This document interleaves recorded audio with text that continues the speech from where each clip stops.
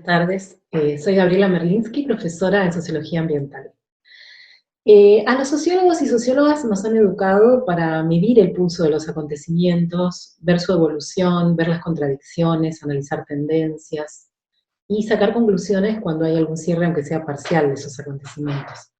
No somos tan eficaces en la coyuntura y nos han enseñado también que no es bueno hacer predicciones arriesgadas o anticipadas. Pero sí somos muy buenos en algo que es ver los acontecimientos a través de ellos y considerarlos como analizadores sociales. Mi punto es ese: tenemos que ver esta pandemia como una oportunidad para ver más allá del pico del iceberg y ver qué hay debajo, y qué procesos sociales, qué condiciones estructurales, qué relaciones de fuerza, qué tipo de eventos ya venían sucediendo y estaban ahí para ser leídos y que guardan relación con lo que nos está aconteciendo en este momento. Mi primer punto trabajando en sociología ambiental es que esta pandemia puede ser entendida también como una catástrofe o como un desastre. Los desastres son eventos extraordinarios que alteran el curso de los acontecimientos, la vida social, y lo que lo caracteriza, es precisamente que la sociedad no se puede recomponer con sus propios recursos. Estamos frente a esta situación de desastre. Los desastres no son naturales, no son revanchas o fallas de la naturaleza. Siempre detrás de los desastres hay procesos sociales, y está la marca del capitalismo, del avance del capital. En este caso, la pandemia tiene mucho que ver con algo que los autores de la ecología política, de la economía ecológica y de la sociología ambiental vienen planteando ya desde fines del siglo pasado, que es que la ruptura metabólica que produce el capital con la naturaleza se ha acelerado, se acentuó muchísimo a mediados del siglo pasado. Uno de los indicios es precisamente ese acontecimiento global que llamamos cambio climático, pero además esa aceleración tiene impactos muy grandes en la red de la vida. No es solo una forma de extraer recursos, sino también que altera los procesos mismos que hacen a las condiciones de reproducción de la vida, no solo la vida humana y no humana. Entonces, la particularidad de las pandemias del siglo XXI es que surgen a partir de formas virales de recombinación genética. Son virus combinados, alterados por ese intercambio metabólico del capital. Sabemos que surgieron en las granjas, que tienen mucho que ver con la agricultura del agronegocio, del monocultivo, y generan grandes fisuras entre ecosistemas y especies. Que virus, bacterias y animales se acerquen a los humanos tiene que ver con ese contexto de pérdida de hábitats. Una gran singularidad de este desastre es que nos cambia las coordenadas espaciotemporales, temas sociológicos si lo hay, ¿no? Porque la pandemia avanzó a una velocidad vertiginosa prácticamente en todos los países del mundo, o sea, es global. No hemos visto antes un acontecimiento con semejante nivel de impacto en la escala global. Ha sucedido muy rápido, a una velocidad que no nos deja recuperar nuestra capacidad de análisis, y nos deja una extraordinaria incertidumbre respecto del futuro. Como dice Bruno Latour, el suelo que estamos pisando, ya no sabemos qué suelo pisamos. Es como si hubiéramos despegado en una nave y estamos volando, pero no estamos encontrando suelo donde aterrizar. Y eso nos hace justamente repensar algo que ha sido difícil para la sociología, que es entender la globalización como un gran mito asociado a la idea de modernización, la idea de que siempre el progreso indefinido de las fuerzas productivas o el crecimiento económico a la larga sería la solución a nuestros problemas. Esa creencia se devaluó mucho en la década de los 70 por los movimientos antinucleares, ecologistas, las revoluciones del tercer mundo, pero las grandes élites se recompusieron y aparecieron estas nuevas formas del capitalismo financiero, muy basado en la aceleración del consumo, que es lo que está en crisis. No es que las élites no hayan sabido que esto era inviable, sí que lo saben. Y el negacionismo, el que encarna sobre todo Trump en los Estados Unidos, pero también Bolsonaro, por ejemplo, en Brasil, es una respuesta de las élites. Ya saben que no hay más espacio en el planeta, ya saben que esto es inviable, entonces ¿qué queda? Negar la realidad. Es una forma no de posverdad, sino de pospolítica. Y esto tiene consecuencias acumulativas, no solo en los lugares de cría de animales, de monocultivos, de industrias extractivas, el petróleo, etcétera, sino también en los contextos urbanos, porque eso ha producido una migración del campo a la ciudad y una migración intraurbana, que ha hecho que, por lo menos en nuestras grandes ciudades latinoamericanas, la población que tuvo que emigrar tuvo que construir su propio hábitat, la autoproducción del hábitat popular.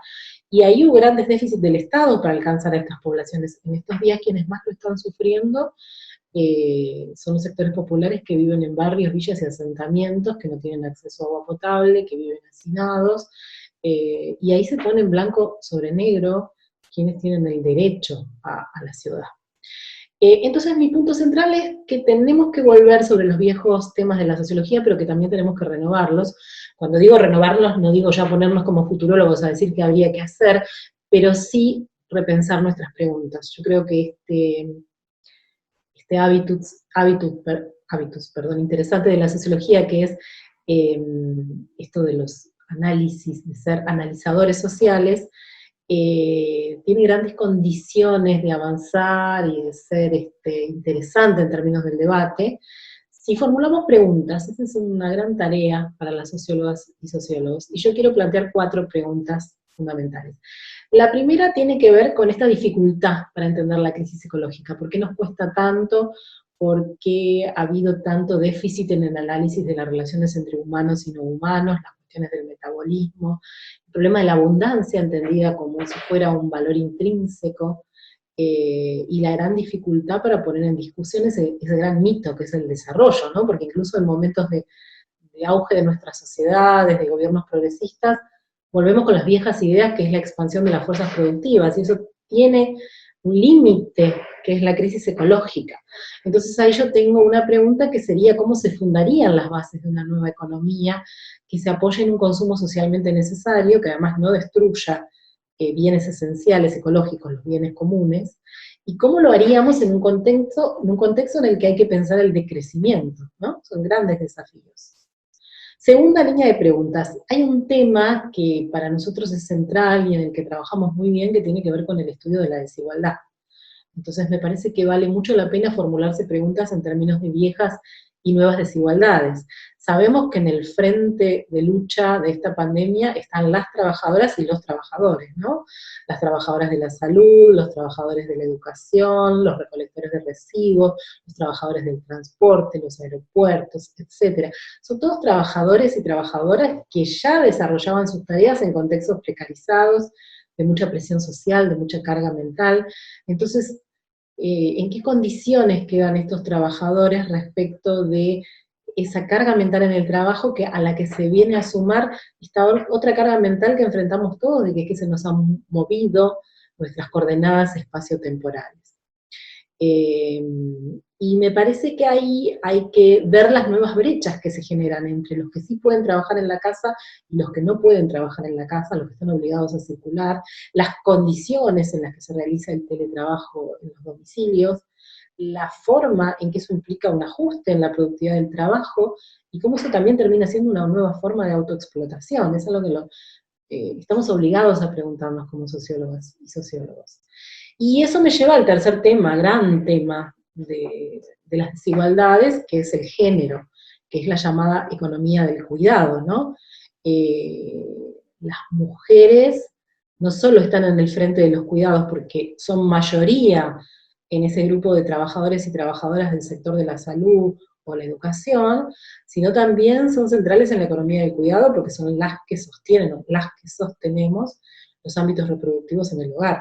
Y ya sabemos que esto con esta crisis generada por el aislamiento social obligatorio implica una gran tensión, otra vez una gran carga para las mujeres, porque no hay duda que las tareas domésticas y de reproducción son trabajo, porque sabemos además que la violencia machista se expresa en el hogar. Hoy leía un informe de una organización que se llama Matria, que analizaba que en el transcurso de los primeros 100 días del año ya hubo cerca de 92 femicidios, y el 25% se produjo durante este periodo de aislamiento social preventivo obligatorio.